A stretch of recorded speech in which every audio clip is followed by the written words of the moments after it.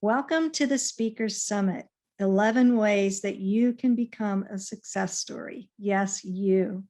I'm Kae Wagner, North Star Marketing, host and producer for this exciting summit where we have 11 speakers who are sharing 11 ways that you can become a success story. Everyone wants their life to be a blockbuster success story. We all want that highlights reel, but we all have different definitions of what success actually means. And being a success in life means that you have a well-rounded, well-balanced life in your personal life, your business, your career. And our speakers have been sharing specific ways that you can become a success story, sharing helpful tips, action steps, and deep insight from their personal stories. And now we have Yvonne DeVita, who is going to share with us how to break 3 habits to become a better leader. So Yvonne, the microphone is all yours. First of all, thank you, Kae. Thank everyone who is here, all the other speakers that I am just so impressed by and in awe of, and thank all of the people who came by to participate in our little summit.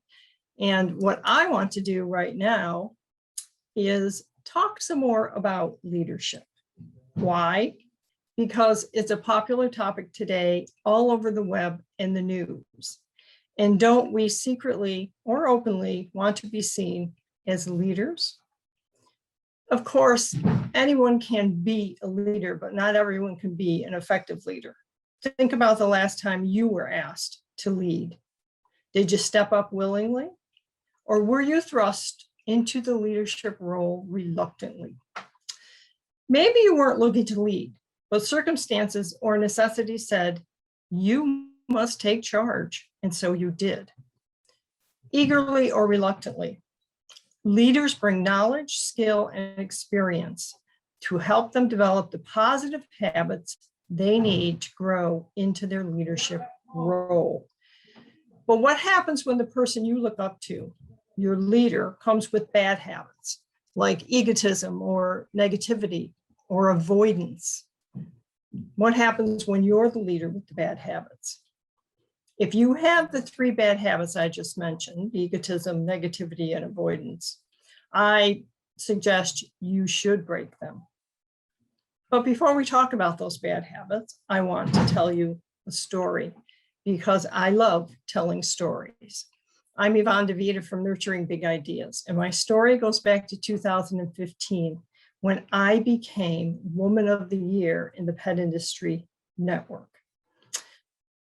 No one was more surprised than myself.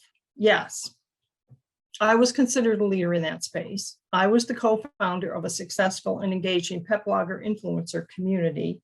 And over a period of 10 years, we held yearly national conferences where I was in charge of the speakers and I managed our nose-to-nose pet blogging awards program, which was such fun because our conferences were pet friendly and everyone brought their pets. But I never really thought of myself as a leader. After all, I'd been told throughout my childhood that I would never amount to anything, even that I should never have been born. So that night, there I was, seated at my table with my daughter and my husband, surrounded by hundreds of my peers, all dressed up in our fancy clothes. I was even wearing my pearls, waiting for the big announcement.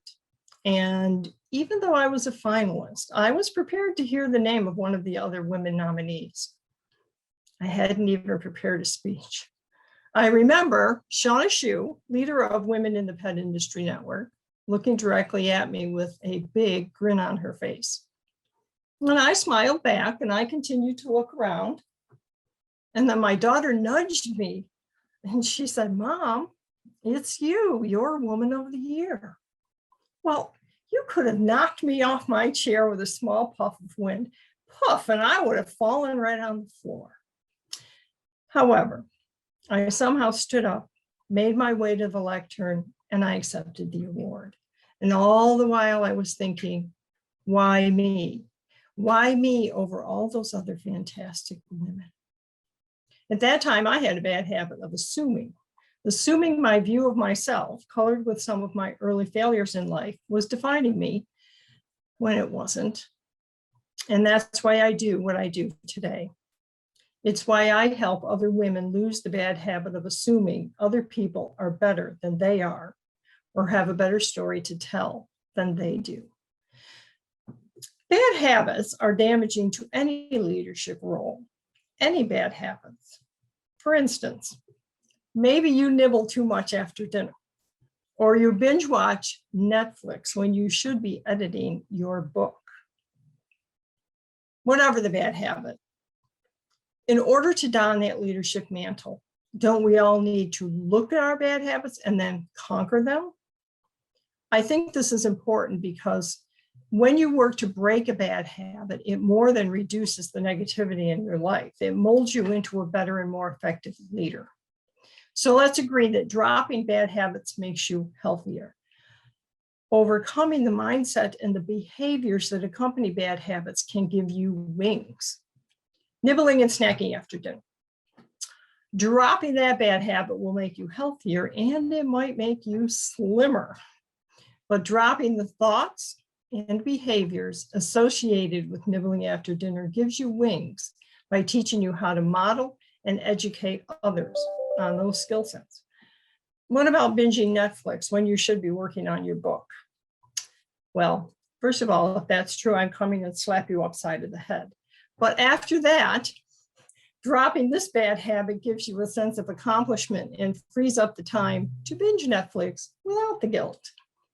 So earlier I mentioned 3 bad habits I wanted to talk about. Let's do that now. Egotism. Let's face it, we've all had those leaders who were sure their answer to every problem was the only answer, even when it wasn't. Bringing egotism to the office signals you aren't open to other ideas or solutions. Good leaders bring an open mind and a willing ear, leaving egotism outside. I'm reminded of this quote from humorist Will Rogers. If you get to thinking you're a person of some influence, just try ordering somebody else's dog around. If you need a dog to practice on, maybe I could lend you mine. Number 2, negativity. The surest way to sabotage your leadership is to bring negativity into the workplace. I think we talked a little bit about that in the last session, especially though when it pertains to the people you lead. As the saying goes, snuffing out someone else's light doesn't make yours any brighter. Refusing to speak negatively about others builds respect and appreciation, which everyone wants. I suggest taking it another step further to set the standard with the people you lead and those you influence, including other executives around you, by making it a policy to do what our mothers taught us as kids. If you don't have anything nice to say, don't say anything at all. Number 3, avoidance. Yes, that's another word for procrastination. We talked a little bit about that today, but the truth is good leaders get things done. They don't wait to be told or asked. For me, the term bricoleur comes up when I think of avoidance or procrastination. It's a French word that means do what you can, where you are, with what you have. By striving to be a bricoleur and refusing to procrastinate, you become more consistent, credible, and effective. I actually follow Benjamin Franklin's words. You may delay, but time will not, and lost time is never found again. So in summary, whether you're being asked to lead or nudged into it like I was, you might have a few bad habits worth breaking before you put on that leadership mantle. Bad habits described here, egotism, negativity, and avoidance, were once part of my life when leaders I looked up to had them. I certainly couldn't change those leaders, but I watched and I learned and I took the time I needed to change me. I feel like it's an ongoing battle, but I think I'm winning. In fact, I know a good bit about that last bad habit, avoidance procrastination, because many of my clients come to me with it. They've put off doing something their heart desires for far too long, and that's write a book. Like myself, they want to share their story to help others succeed, to show others that life's trials and tribulations might be mere pebbles to get out of the way rather than dark, rugged mountains they have to scale overnight. In my fully developed book writing and publishing program, I take clients from page 1 to a finished professional book, published on Kindle for digital and print. The result is a product that will help them develop their leadership role in whatever they do, because a book is a proven way to gain immediate recognition and respect. Most thought leaders do have published books to their credit. Plus, published books also open the door to public speaking. Most of my authors pursue a speaking career after publishing their book. Their book becomes their calling card.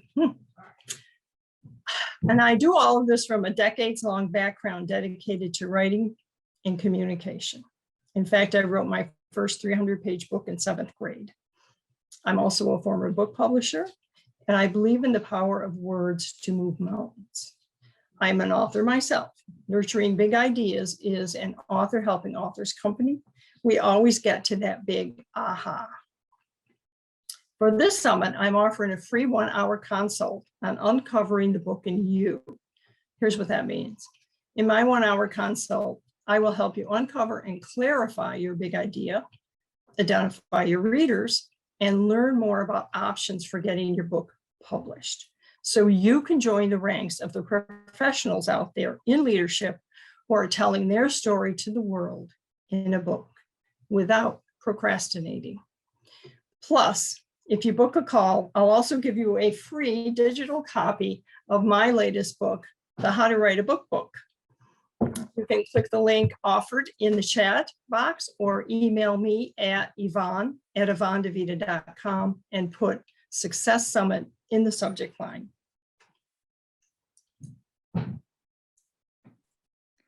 Thank you. Bravo, Yvonne. Wonderful. So first question is, what was the title of the book that you wrote when you were in 7th grade? It was a ghost story, and I don't remember the title, but it was about, now here in 7th grade, what did I know? But it was a love story about a woman who falls in love with a ghost that lives at her house. True story? Maybe. I had a ghost that lived in my house. So what did you know, right? What did you know? Yeah. So tell us about, you have a passion for helping women in particular, I think, find their voice, share their story, not keep it hidden anymore, fully express it, right? Fully express it.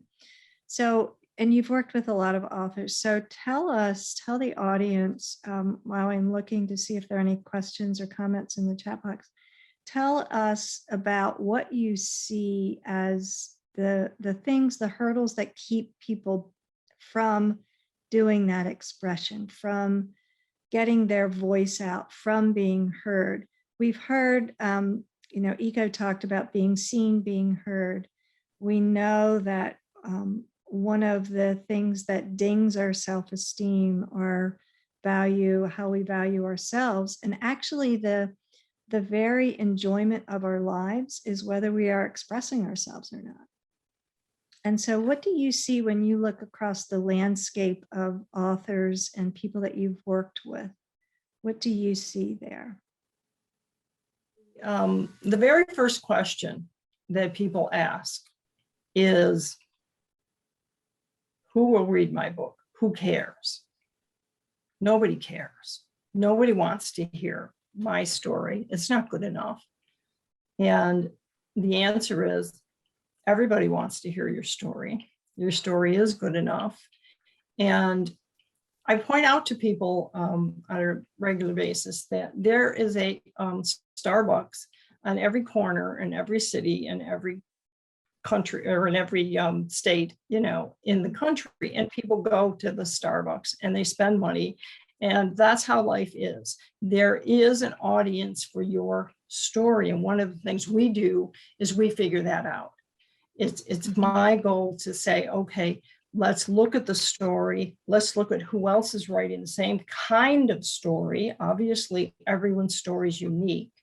And then what will your story do to transform someone's life? Because that's what stories do. And that's why I want more women to write their story. They're going to transform their life writing it, and then they're going to transform the lives of the readers who read it. And it's up to us to figure out who those readers are. But they're there. So that's really a very hopeful message, that there are readers, and that and they don't have to struggle. Your authors don't have to struggle to find them. No, because we discover them together. And it's very easy, really. You look at the story, and then you look who's already written this kind of story, what books might be coming out. So I help them go through the whole background of, first of all, what is the story? Who else is writing it? Why is yours different? What will yours do that theirs isn't doing?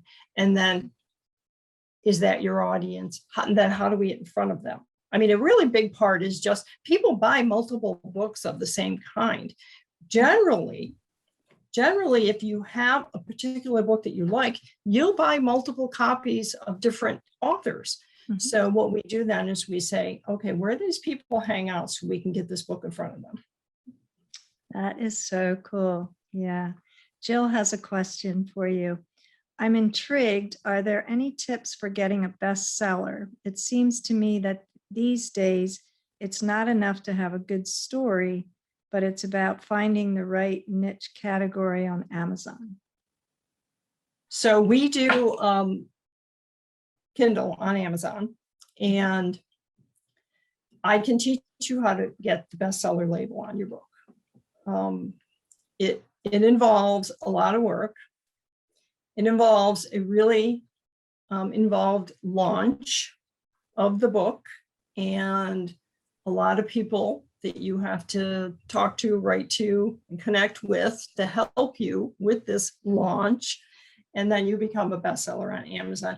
Here's the thing about Amazon is the categories in Amazon are really strange. And I have a book that I wrote about marketing your book that talks about how to look at the categories on Amazon and how to get your book into a category where it fits up at the top, as opposed to putting it in a broad category, which people tend to do. They think my book is about carpentry, so I'm going to put it in the carpentry category. Well, maybe you should put it into the building tables and chairs category, because there's only in the carpentry category, there's 5 million options. In the table and chairs category, there's only 5,000. So we talk about that too. We look at that and delve into what does it mean to be bestseller status on Amazon. So I want people to know that the bestseller status at the New York Times and other places is based on how many books they ship to the bookstore. It is not based on how many books they sell. So when Yvonne told me that, I was floored. I thought that bestsellers on the New York Times, Wall Street Journal list were number of books purchased by people who were actually going to read those books. And then she told me in a conversation that it was the number of books shipped to the bookstores. And I'm like, oh my gosh. Yeah, and if you have a traditional publisher, for instance, and they decide, and this happens 1/10 of 1% of the time, so maybe 1 in 10 million times, that they want to push that book and make it a bestseller, they can. And they might send you on a tour, and they might support you, but that's because they own all the rights to the book. So in the end, more and more people are self-publishing because they get to keep the rights. And that means audio rights. That means any other kind of rights, foreign rights, if you want to sell the book overseas. And plus, you also then get the bulk of the royalties. The traditional publisher gives you a minuscule share of the royalties. When you self-publish, you get to keep a much bigger share of the royalties. And Kay, I want people to understand. Nurturing big ideas and the work that I do and the books that we publish are tools, products to help people in their business. Or I'm working on some memoirs with some people now because they want to build a speaking career and talk to people about what has happened to them in their lives. It's not about selling the book and getting rich. So if you think you're going to sell your book, become a bestseller, and even bestsellers don't necessarily make you rich, that's not going to happen. The average author sells 280 books. 280? That's it? Is that fiction or non-fiction or nonfiction? Either or. It's a round number. It's an average because too many people write the story. They're in love with it. Their mother loves it. Their cousin loves it. Their best friend loves it, but nobody else finds it. It sits in Amazon or it sits on a shelf or nobody finds it. So they don't. And then they wonder, why isn't anyone buying my book? So part of what we do is we talk about how to sell your book. Where can you speak? Where can you market it? Who do you get in front of? Talk to? If you don't do that, you don't sell books. Amazing. So here's a question from Tom. Like most businesses with a book, if there's truly no other book on your topic, which is unlikely, that would mean that there's no market for it, right? Generally speaking. So in that case, what I would talk to someone about is, let's look at the broader picture now. Let's look where your story fits in the broader picture, because some people just get into this narrow focus of, this is my book. No one else has ever written one, and I don't want to show them the Bible, but the Bible has every story ever conceived by man in it. So we'll look at the story that the book is going to be, and then we'll look at, is it really the only book in this category? And if it is, then who's the market for it? Right. And Jill also adds bestseller to build authority. So using the bestseller qualifier, if you will, does. She is right. Yes. She is right that when people see that it says bestseller, it builds authority. But one of the things that we do is we help our authors submit their book to awards programs. So when you have an awards on won an award on your book, it is just as effective as a bestseller list. Yes, I agree. So the whole world of writing, number one, is so fascinating. Finding your voice in the written word. And now with Audible and audiobooks, also in the spoken word, that whole market, the audio world just has like exploded, right? It's becoming. It's huge. It's huge and becoming even more massive. And then the whole publishing world, which has totally been disrupted by Amazon and Kindle and self-publishing. It's a fascinating look at what happens when a market doesn't shift with the times. And so it gets disrupted. However, I believe, and I know you, Yvonne, know this to be true. Human beings will never stop telling their stories. Never. Well, no. And if you think about the fact that it's part of what makes us human, Kay, because we were doing this thousands and thousands of years ago before the printing press was ever invented. and they were myths and they were stories told around the campfire. And it was how you passed along your tribe's history. Yes. And, you know, I really want to encourage people to reach out or talk to the so-called senior citizens in their family. I happen to be a senior citizen, so I guess I can say that, because stories are being lost. So our moms and dads have stories that they could dictate to us, that it doesn't have to be made into a fancy book that you're going to try to sell to a bookstore. It can be just a legacy for your family. But with print on demand and the tools today, you can easily do that. And it's so important for the children to hear those stories. I feel like I lost, both of my parents are gone. And we talked about stories of their childhood and when they were growing up, but I didn't capture any of it. Right, right. Yes, so storytelling is essential to who we are as a people, as a family, as a culture, and stories will continue. And we've heard a lot of stories today. Yvonne, I want to thank you for sharing your story. I love your pet industry story. And I wish we had a snapshot of you with your eyes, you know, oh my God, I want this. At BlogPaws, when we had our awards ceremony, so we did awards for best dog blog, best cat blog, best photo on a dog blog, best photo on a cat blog. We had a big, long array of awards.